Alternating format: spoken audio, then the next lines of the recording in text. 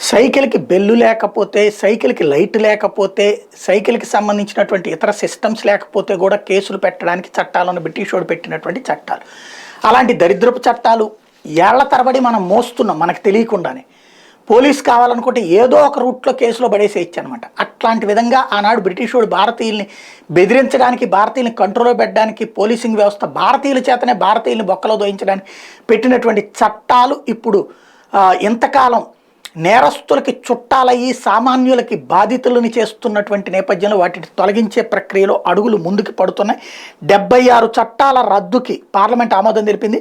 కాలం చెల్లిన 76 చట్టాలను రద్దు చేసేందుకు పార్లమెంట్ ఆమోదం తెలిపింది. జూలైలో లోక్సభ సమ్మతి పొందిన ఆమోదించిన బిల్లు బుధవారం రాజ్యసభ మూజువాణి ఓటుతో ఆమోదించి దీంతో ఇది పార్లమెంట్ ఆమోదం పొందినట్టయింది. బిల్లుపై చర్చ సందర్భంగా రాజ్యసభ చైర్మన్ జగదీప్ ధన్కర్ మాట్లాడుతూ రాజ్యాంగ రూపకర్త పార్లమెంటే, అది చేసే మార్పులే ఫైనల్, దానిలో కార్యనిర్వాహక న్యాయ వ్యవస్థల జోక్యాన్ని అనుమతించేది లేదని స్పష్టం చేశారు. శాసనాల రూపకల్పనకు సభ్యులు ఎంతో సీరియస్గా తీసుకోవాలని, ఎవరు జోక్యం చేసుకుని తిప్పికొట్టాలని చెప్పారు. చట్టాలు చేసే అధికారం మనకే ఉంది. అన్ని చట్టాలను రాజ్యాంగ నిబంధనలకు లోబడే రూపొందించాలి.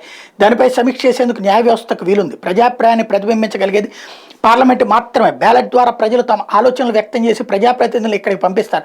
ప్రజా హక్కులకు, వారి సార్వభౌమత్వానికి అసలైన కాపలాదారులుగా పార్లమెంట్లో సభ్యులు జాగరూకతతో వ్యవహరించి చట్టాల రూపకల్పన ప్రక్రియకు దోహదపడాలి. ముఖ్యమైన బిల్లుపై ఒకసారి మనం చర్చిస్తున్నప్పుడు నేను ఏ పక్షం ఏ అభిప్రాయం చెప్తుందోనని అన్ని పక్షాల వైపు చూశాను. దేశంలోని అత్యున్నత న్యాయ వ్యవస్థ ఈ సభలో 100% మంది ఆమోదాన్ని పొందేలా మధ్యంతర న్యాయ పరిష్కారం చూపగలదా అని ప్రశ్నించారు.